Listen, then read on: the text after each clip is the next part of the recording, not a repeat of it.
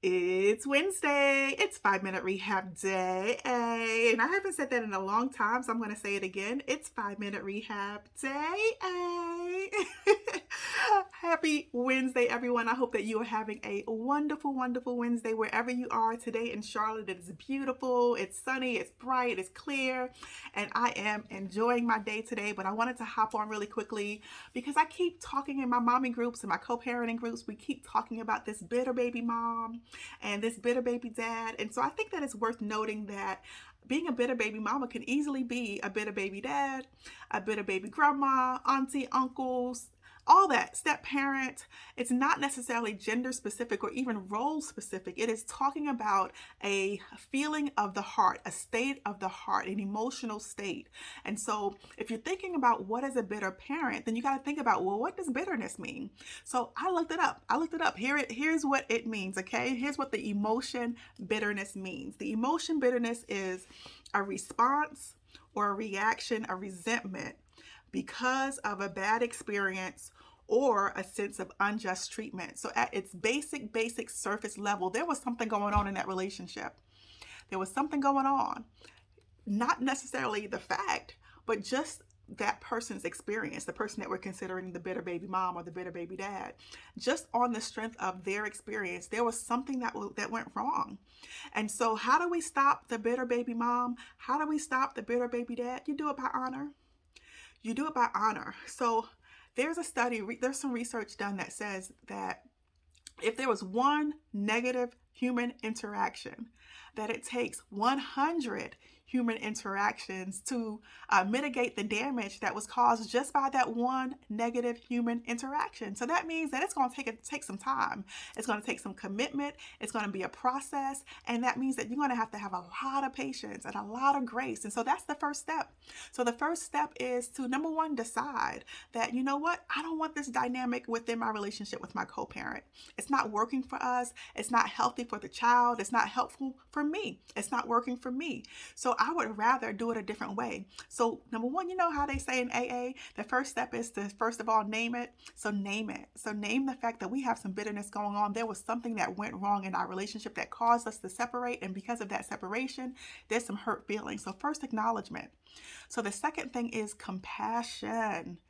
Empathy, sympathy, compassion. So compassion is being able to muster up a sense of love, and understanding for another person's plight, even if you don't agree with it, even if you don't agree that you did anything wrong, just being able to sympathize or empathize with another person's experience is usually what the person needs. So most of us only want to be honored. We want to be heard. We want to be seen. We want to be validated and all that jazz. And so if you are so busy denying or not being able to hear the other person's perspective, then you're not going to get far in stopping the bitter baby mom or the bitter baby dad. So the first step is naming it. The second step is developing that sense of compassion for the other person's experience. And so that might mean some really tough conversations about what part did I play in all of this? What part did you play?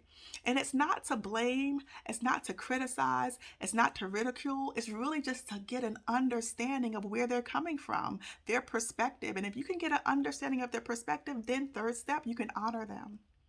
You can honor them because we want to be heard, seen, validated, experienced. And so that word honor is understanding, okay, where did this go wrong from your perspective and what do you need from me? What do you need? What do you need from me? Not what do you want me to do? Not what are you trying to manipulate me to do? What are you trying to control me to do? But what do you really need at your core level? If you can get to that, then maybe you can get some honor going on and maybe we can get further in our relationship, okay? So step four, I think that's step four. I think we're on four. So another step in this and stopping the bitter baby mom and the bitter baby dad is showing up. So showing up and being present and being consistent. So a lot of times moms are frustrated, dads are frustrated because things are not going wrong, right? Or things have been going wrong. And so we can get them to be consistent and we can create those positive human interactions. Then we can get the bitter baby mom and we can stop that bitter baby dad too, okay? Another thing that you can do is to help that person to feel valued. because who doesn't want to have themselves recognized, right? So if you show up in a way that lets your co-parent know that you value them, that you respect them, that you see the work that they're putting in on behalf of your child, they're going to feel a sense of gratitude. And guess what they're going to want to do because of that sense of gratitude? They're going to want to repeat what they're doing. They're going to repeat those behaviors because we have this reward center in our brain that makes us want to do that. That's just how we're set up. That's how God wired us, right? So another thing that you can do is to have strong boundaries. And so strong boundaries are, how do I honor myself and honor you at the same time in terms of this relationship dynamic? And so having strong boundaries and sticking to those strong boundaries consistently can stop the expectations that are present, unspoken or otherwise, in a co-parenting relationship. So those are, here's another thing. Last thing I'm going to say is that we got to be able to break this cycle. So there is a cycle to a bitter baby daddy, baby mama relationship dynamic. There's a cycle to it. Okay. And so that means if there's a cycle, there has to be someone that's really motivated to break that cycle. And it may not be you. It may be the other person, but somebody's going to have to find the strength, the courage, so whatever it needs to do to decide to break the cycle. And that requires you to not be so reactive to the other person. So that means that other person may not change first. It means that you're going to have to change. And in your changing, they respond to it if you're consistent. And so consistency, compassion, boundaries, value, honor, that is how you stop the bitter baby daddy and the bitter baby mama. So listen, I have this course that I'm teaching. It is not a course, it's some group therapy and some individual therapy for co-parents. It's called the Family Traditions Coaching. It is for co-parents that have conflicts that are unresolved, and it's affecting how they co-parent. It's affecting the dynamic that exists within their relationship, and they know it's not working for them, and it's definitely not working for their children. It is 10 sessions of uncovering all that mess and getting it out in the open and working through some steps to get the relationship, the co-parenting relationship, back on track. If you are someone that can benefit from this program, or if you know someone who can benefit from this program, I want you to go to my website. It is www.rehabilitateyourlife.com and sign up for the program today.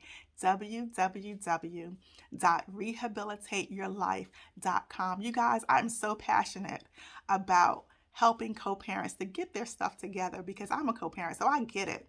I get how frustrating it is. I get how much of a task it is, and it's overwhelming. It's all that, but you know what? It's a part of rehabilitating our family's legacy. If that's where you find yourself, then that means it's a part of what you need to do to move your family legacy forward. So let's do this. www.rehabilitateyourlife.com. Love you guys. Bye-bye.